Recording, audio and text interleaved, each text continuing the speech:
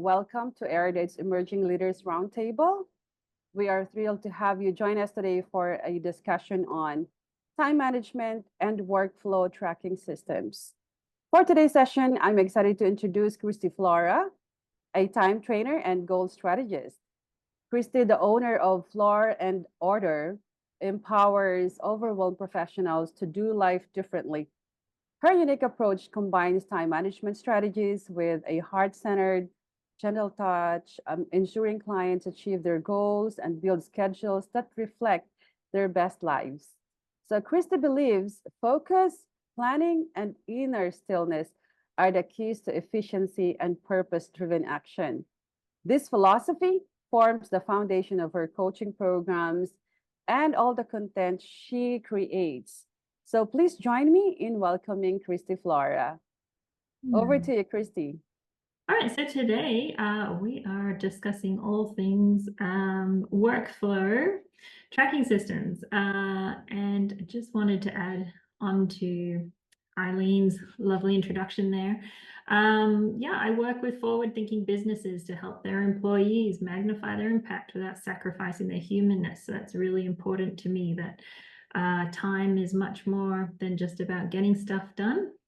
So it's about empowering employees to embrace their unique relationship with productivity without sacrificing their weekends.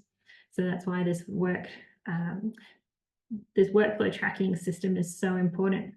And just if you caught earlier, I was talking to Angel there. My dad's American, so my accent has a bit of a twang. So there, if ever you're wondering, that's what's going on. So let's jump into it. So workflow tracking, it's all about filtering, capturing, and batching information, projects, and tasks.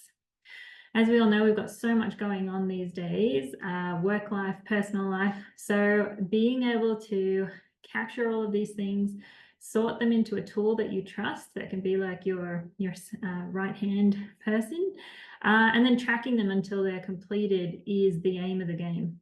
So we're essentially talking about having better visibility over your work and your commitments.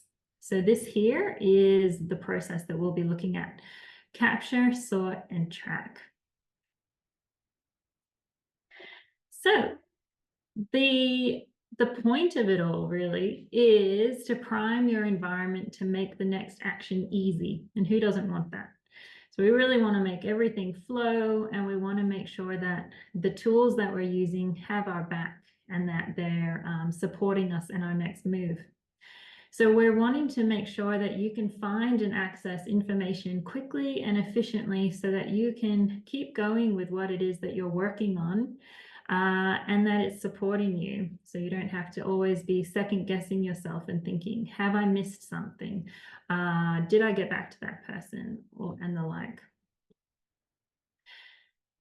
So let's have a look at using reminder systems to help your brain. This is the foundation of your task management.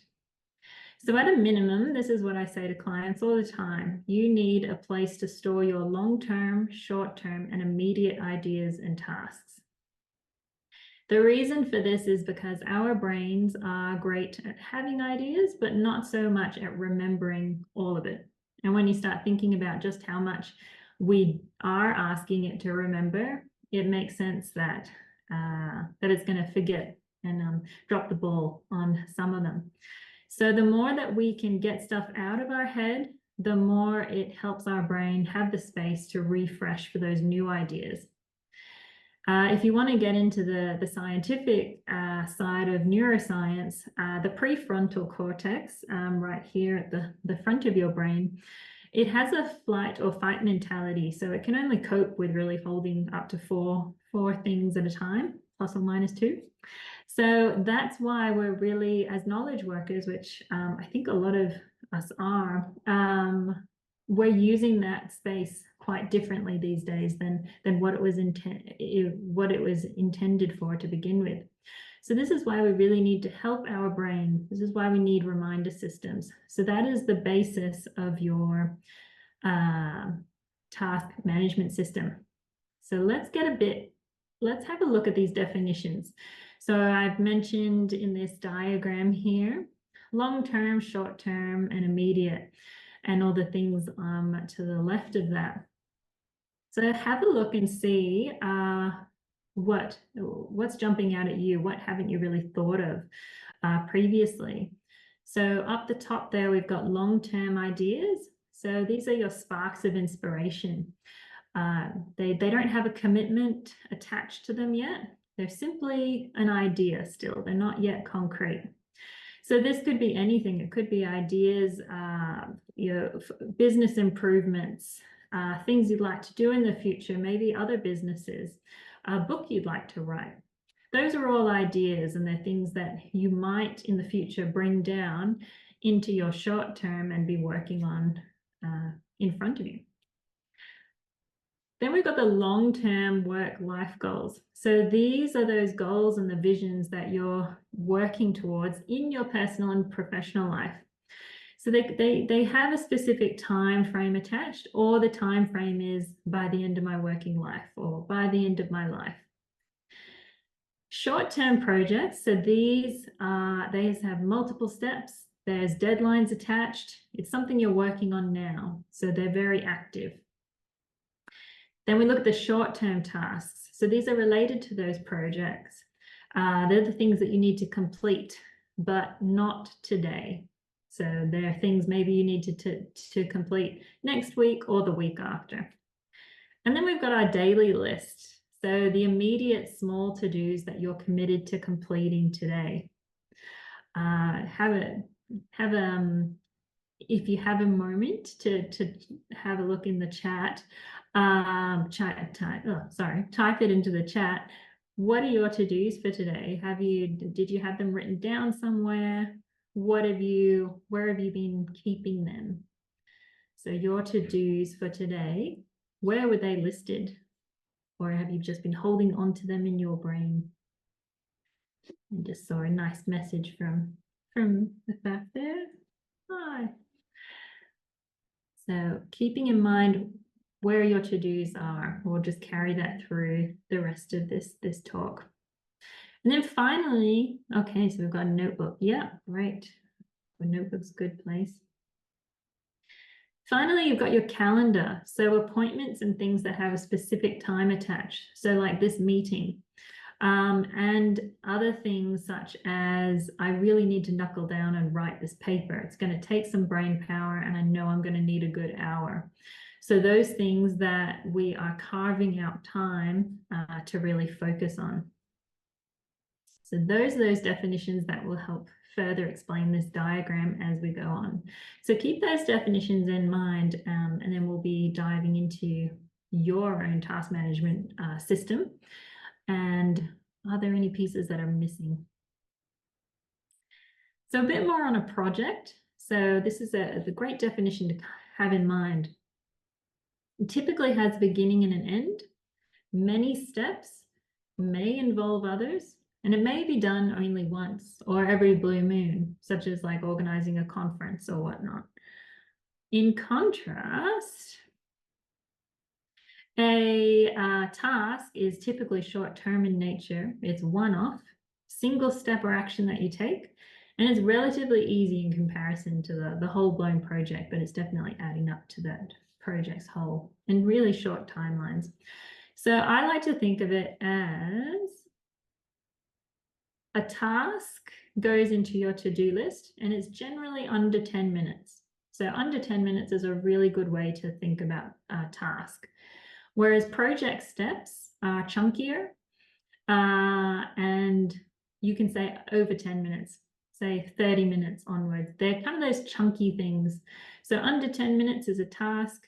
Something that's over 10 minutes, leaning more towards the 30-minute mark, is a project step and goes into your calendar. You should be reserving time there.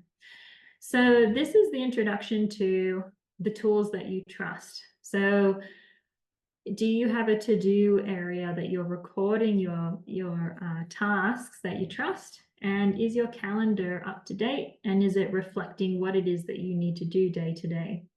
So those two parts are building your task management system. So with that in mind, I just want to do a little workflow tracking system health check as we go forward for these next slides.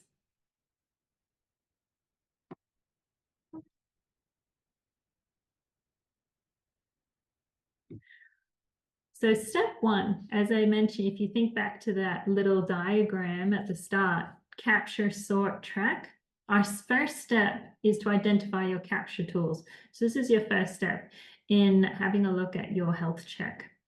So we're going to be looking at these two questions. Where does your work come from? And when you have an idea, where do you put it? So I want you just to take a moment. You can share in the chat if you'd like. Where does your work come from? And also when you have an idea, where are you putting it? There's a bit of overlap with these items, and I've listed some examples here.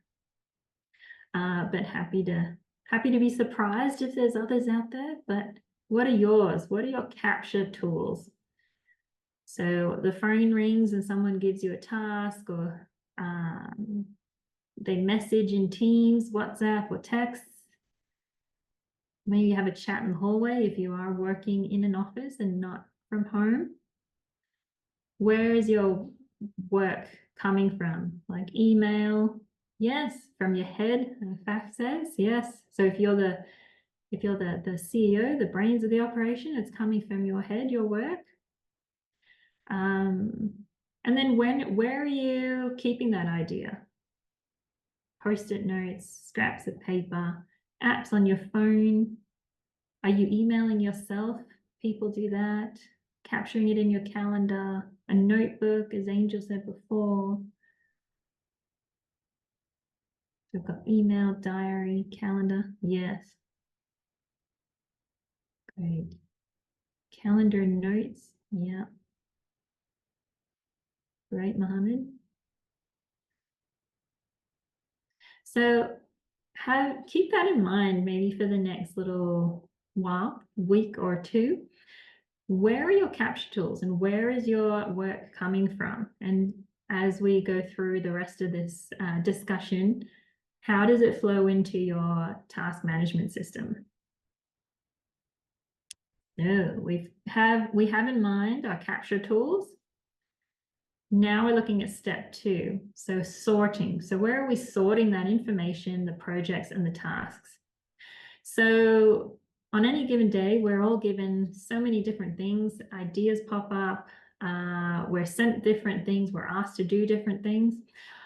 Here I've just written down phone Sue restats, annual review at finalization, design new document for a website. So you can see just from those ones that these items aren't equal. They're not all urgent and important for right now. And some are easier and some are harder. So some need to be done today. So that phone Sue restats, maybe that's something I need to do immediately. Whereas the annual review finalization, maybe it's due at the end of next week. And the design new document for website, that's an idea I've had and I have some time on it because it's just me running that. So when then sorting, having a think about where do these need to go? We've captured them, and because they're not equal, they need to go into their respective places so that I can reach out for them and bring them down into my everyday when it's time. So a bit of an analogy here. I'd like to take you into this way of thinking. If you think of your capture tools as the shopping bags after going to the supermarket. So say you've gone shopping and each item you put in your shopping bag is a task that you need to complete or an idea that you want to remember. So it's in your shopping bag and then you get home. And it isn't very helpful to leave your food inside each shopping bag. And that's what we don't do with tasks as well. Because it would make it very difficult to find something to eat if everything was always left inside the shopping bags, and it would probably go off.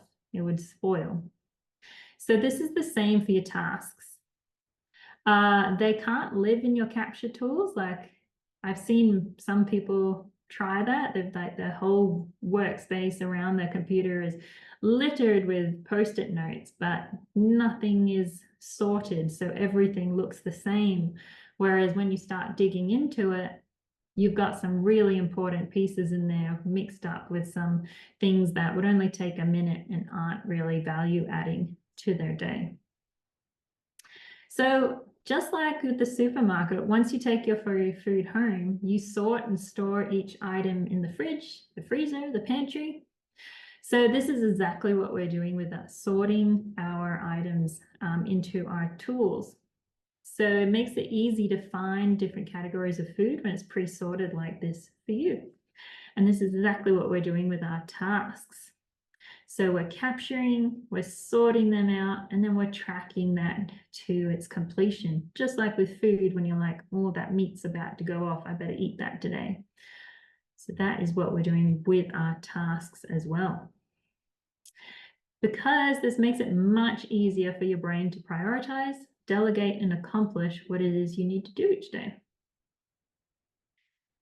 We then get into step 3, which is tracking your information, projects, and tasks. So tracking all of this is about doing it regularly. We have to do this regularly, otherwise things just snowball, momentum gets lost. So the glue that keeps this all together is planning. So planning is the glue that makes sure that you are able to track everything through to its completion. Let's have a little look at planning here.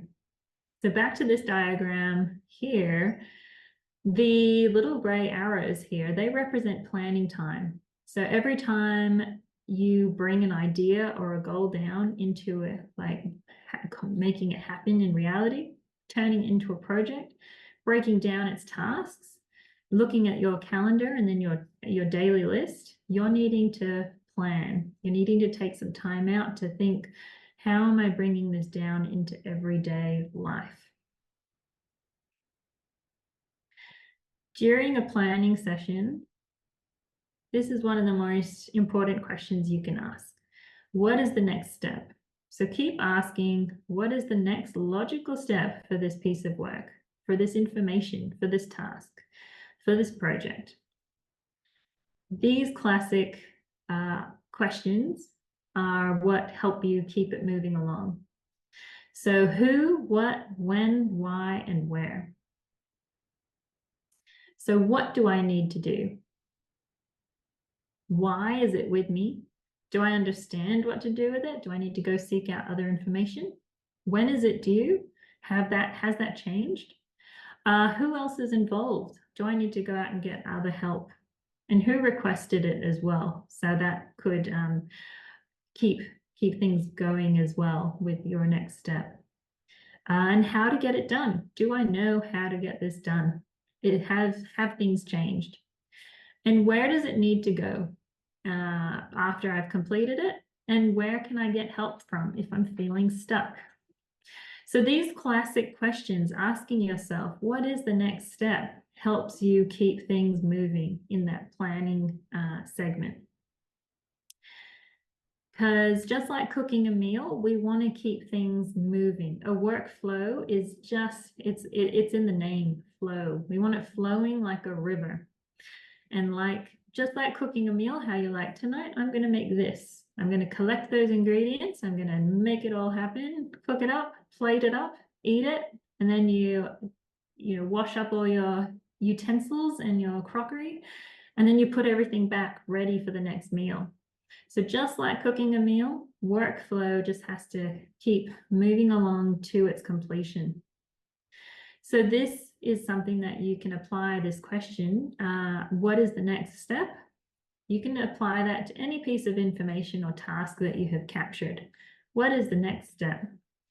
This also helps your inbox and your task management system become a one-way street, because we don't want things to just be clogged up. We want them to keep moving, just like that river. Keep it moving, keep it flowing.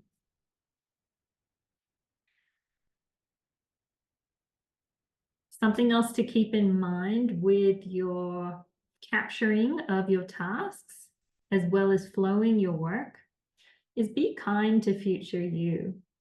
Does this ring a bell for anyone? Has anyone heard this phrase before? Be kind to future you. Yeah, a few nods. Essentially, it's thinking about what you can do for yourself to make it easier. So say it's Friday and you're like, oh, it's 4 o'clock. I don't want to do this task. I'll leave it for Monday. And then Monday comes, you've completely forgotten where you were up to, and something has exploded over the weekend. You're going to be regretting having not done that on Friday. So that's not being kind to future you. So the more that you can do things for yourself in the moment, especially if, say, it's under 10 minutes or something, just get it done now. That's being really kind to your future self. I have this little illustration up here too. Does anyone notice anything different about the left and right side of this?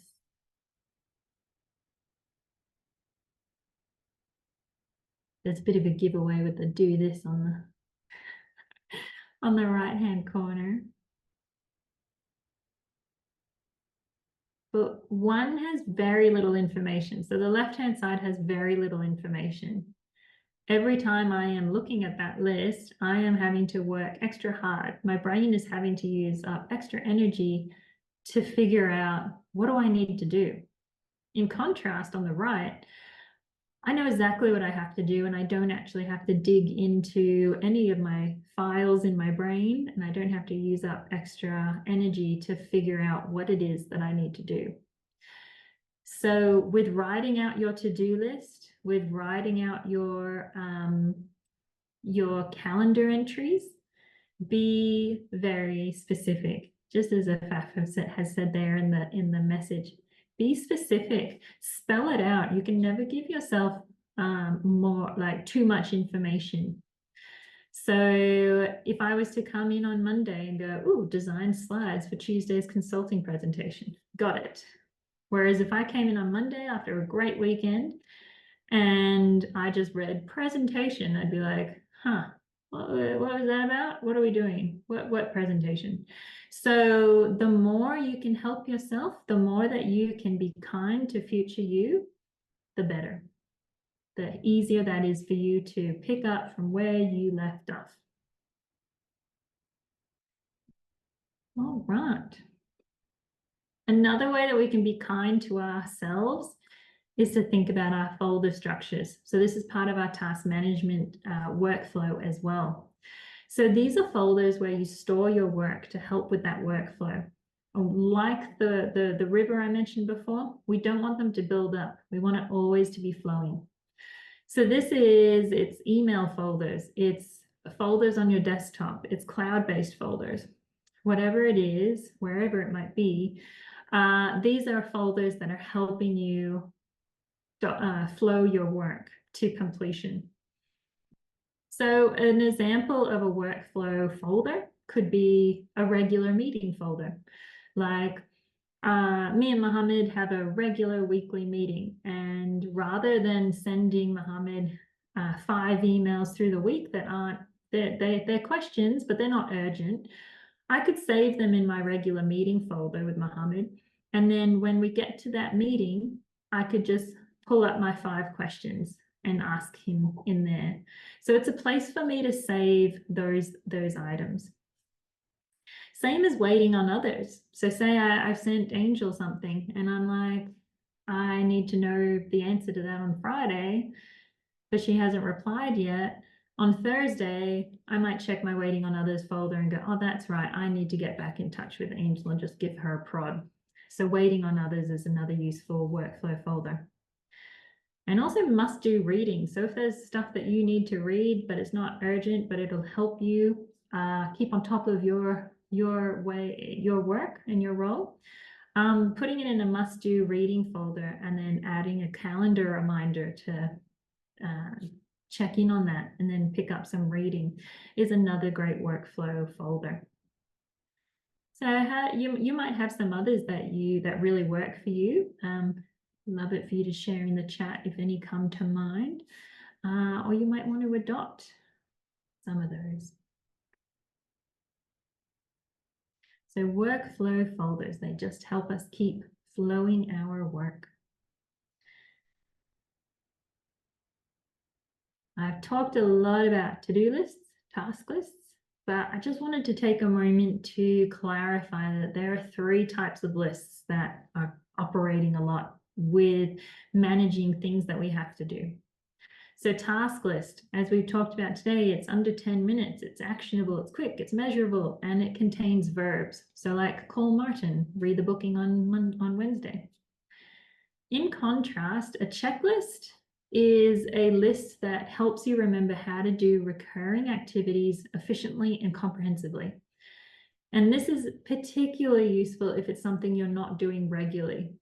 So if every quarter you are having to go through and compile a report on some complicated figures, if you were to create a checklist that then you could go through and go, oh yes, that's the next step. Oh yes, that's the next step. Oh yeah, I need to do that afterwards. And then I need to send it to Eileen there at the end. That checklist is going to help you to keep that process flowing without problems. Then finally, we have a reference list. So this holds your suggestions, your recommendations, and information sources. So say if I have a list of supply lists that maybe I'm wanting to investigate, or I have a list of suppliers that I use, or I have a list of podcasts that I would like to listen to one day. This is a good place to save them on a reference list. And the reason why I've taken some time out to talk about this, the difference between these 3 lists, is that it relieves stress and overwhelm, and it allows you to effectively track these different items. So the more that we can separate out these different ideas, because remember that these things aren't equal, it helps us. So make sure that your task list is not a reference list. So I've seen that this was an example from a client of mine. They needed to write a blog post, and they wanted to do this every last Wednesday of the month. But within that same task list, they had all their ideas for blog posts. So that's just making them feel like, oh, I've got so much to do, rather than keeping them on a reference list makes them think, wow, I've got so many ideas for a blog post. I'm never going to run out of ideas. So make sure that your task list and reference list are separate. Okay, so now linking back to our task management health check, what is your system? What tools are you using? So have a think there. We've talked about long-term, short-term, and immediate. And you might find that some of your tools serve 2 functions, which is perfectly fine. But just make note of this. What is your tool stack?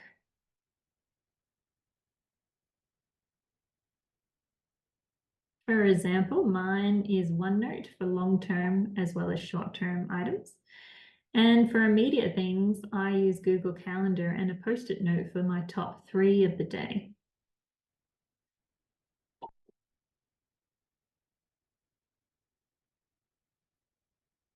So have a think, what is your tool stack? And make note of that.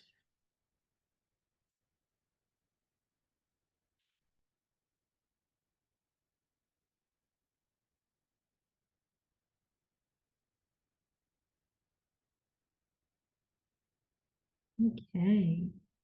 For those on the recording, you can pause if you need a bit more time. And now I'd like you to imagine how you're using this tool stack. So how is your task management system playing out in real time? So I've got a few scenarios here, and I'd like you to have a think as to, well, what would I do?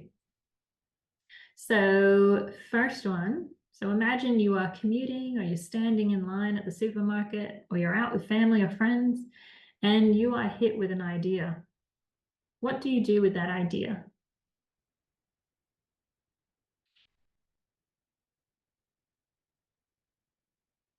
since we're a small group, I do have an example up my sleeve for an answer, which I'll share. If this was me, also, oh yeah, message it to my friend. Great, great. The friend that you're with. Yeah, I mostly share with my sister or send it. Yes, great, cool, cool. And so then once you messaged it to your friend, what are you doing with it after that? Are you then looking at those texts later in the day?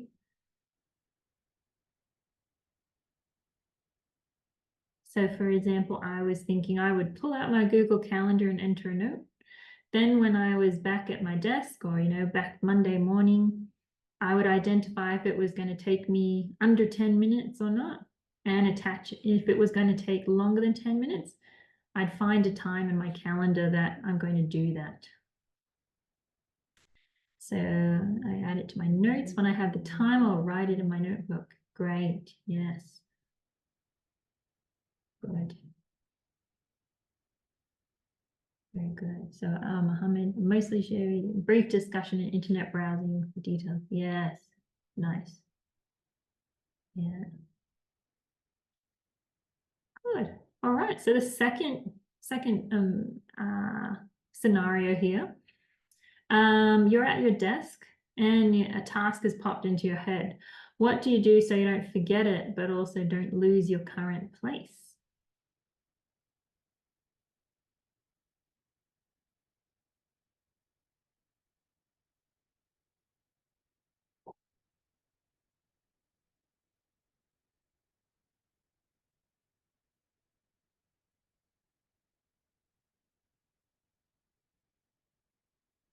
I easily get interrupted. Yeah, I hear that a lot.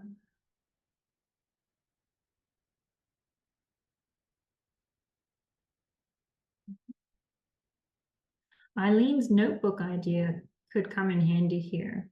Or I love to do most things with a post-it note next to me, post-it pad next to me. If the idea pops up, yeah, you get interrupted, you're distracted by your internal thoughts. We'll jot it down and then come back to what you're doing. And then at the end of that, process those notes on that paper that you've captured.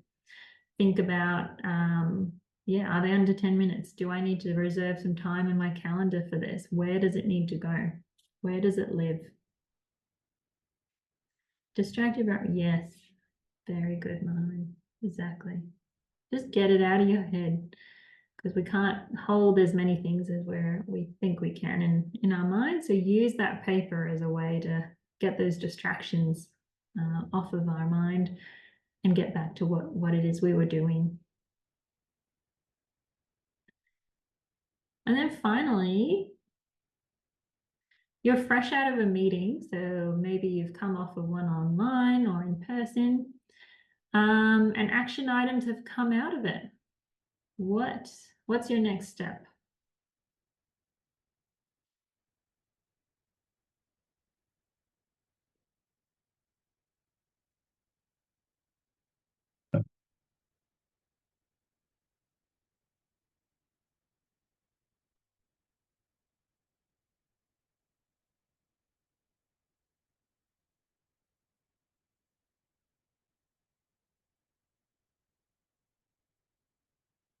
What I see a lot is people taking their notebooks back to their desk and having a code for themselves. So maybe in the margins, they have an A with a circle around it for action item or whatever it might be for that person.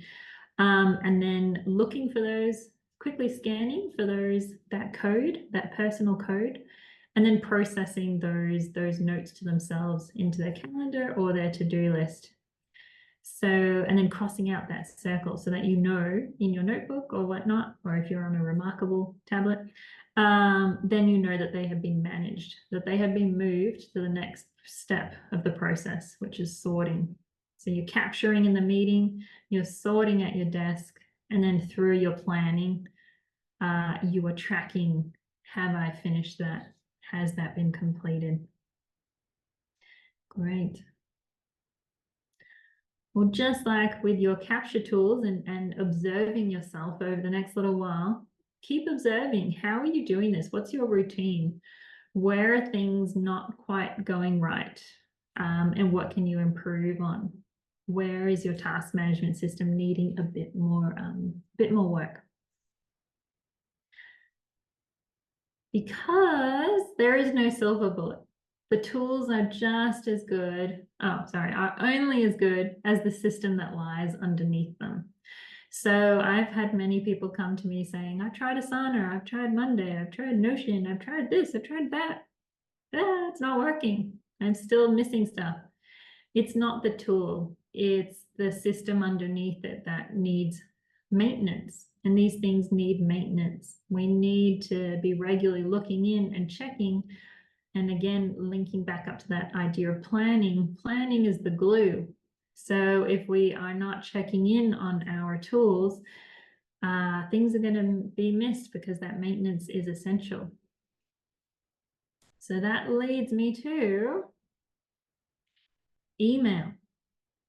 So the amount of discussions I have about email is happening more and more and more. So the first thing you can do to really help yourself with email is to treat it like you would your letterbox. So don't treat it like a reminder or a to-do list. Treat it like a letterbox, like a one-way street. So when I say a letterbox, I'm saying that just like how you go up, you take your mail out of your letterbox, take it into your house, you sort all the junk and everything, and then you take out the good stuff and ditch the rest. What you don't do is then take some stuff that maybe you don't want to process as yet and take it back to the letterbox, stuff it back in, and wait for the following day when there's going to be more post. We always remove everything. So we want to do the same thing with our inbox. Because here in your inbox is where multiple handling happens a lot. So multiple handling, I think it's about, they've estimated that people touch things like a notification, an email, 6 times before actually processing it. So that is a lot of wasted time. It's the biggest time killer to multiple handle something. So you're wanting to do something the first time you touch it. So we're wanting it to flow. So looking at an email and saying, yeah, that's junk, I'm going to toss that, or that's an under 10-minute reply, I'm going to reply. Or actually, that's a bit of a chunkier response. I need some time in my calendar to work out what I'm going to say. And on top of treating your inbox like a letterbox, there are 3 mindset changes that can really help you with email. Your inbox is for new information only, so it's a one-way street. That's what I was just talking about. And then you control when to check your email. So turn off your notifications so you decide when to check them rather than your notifications interrupting you constantly and dragging you away. And rather than checking your emails, process them. So this is that triaging. So going through and going, junk, need to do that. Need to put that in my calendar. That one I can do right now because it's under 10 minutes. So think about processing your email rather than checking email. All of this comes together to have you rethinking your inbox. So one of the main reasons that inboxes become stressful is that it's being asked to perform too many different functions. So remember how I said we want it to be like a letterbox. Letterboxes aren't being asked to be a reminder or a to-do list, but we do ask that of our email. So if we can change that, it does make it less stressful. So something that you can take away here is make sure that there's a place for everything and that everything is in its place. Start with organizing your inbox into these 3 areas. Workflow folders, so that's your current work. And remember, it's always moving along like a river. It doesn't bank up. And then your reference library. So this is all your old emails. I have a lot of clients who get worried about missing something, or I might need that in the future.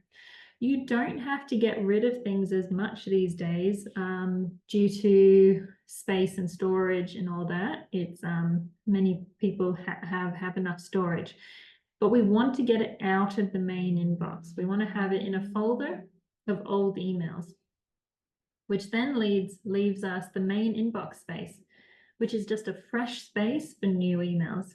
So if you can think of your inbox in like your email inbox in that way of workflow folders, reference library, and main inbox space, it helps your task management flow immensely. I wanted to talk about the workflow folders here. I have seen people get away with 3. So action, I need to action this. It's going to take a bit more than 10 minutes. So pop it in there. A read folder, I need to read this. I'm going to take some reading time. Maybe I go to a cafe, have some time to do some reading. And waiting on others, which was an example I talked about earlier. So I'm waiting on a response, and I'm going to check in on that. So it helps you flow your work and they don't fill up. So those are those current items that we're working on.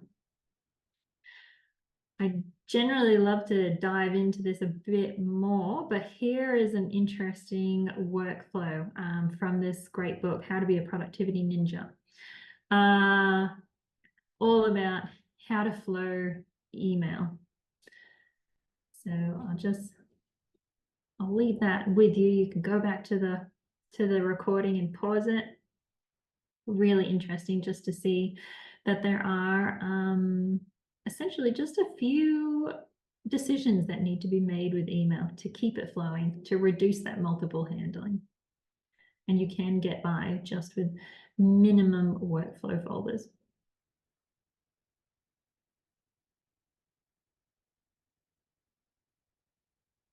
All right. So what to do next? So we've done your health check. What to do next? Well, I would suggest you collect together all your projects, tasks, and ideas into one place. Sort them into your tools and maintain your system to do the actions. That would be your next things to do. Sorry, I've just seen Mohammed's chat comment. Pin or flag some important emails, others go to different ones. That's good. Yeah. Yeah, make sure with the flagging that that's part of your maintenance, checking in on that. I have seen some people completely abandon flagging their emails, and then they come back years later and they've got really, really old stuff still flagged. So keep that as part of your maintenance to go back and deflag or complete those emails so that the flag disappears. All right, how are we doing? Good. So I have a few final thoughts on workflow tracking. Get into the habit of getting as many ideas and tasks out of your head as possible. As I said, our brain is amazing at thinking up new ideas, not so amazing at holding on to them all. So help it out, give your brain a helping hand, and get it out of your head. Use the tools. Take the time to pause, even for a few minutes, just to plan out your day. First thing in the morning, in the evening, before you head off, look at the next day. Take a few minutes just to pause and make sure that you're looking at your calendar and using your tools as they're intended. And when you start to feel overwhelmed, use that emotion as a trigger that you need to plan and prioritize a bit more, that you're needing more planning and prioritizing in your life. And be kind to future you. Be kind to future you so that these things work well and that you're not having to use up extra brain power. And finally, treat your inbox as you do your letterbox. Let's keep things moving. Let's keep that information flowing and keep it empty. Move things out of that main inbox folder so that you can maintain and keep on top of all that information so it doesn't slip through the cracks. All right. Would love for you to connect with me. I have a newsletter that would love for you to join me with.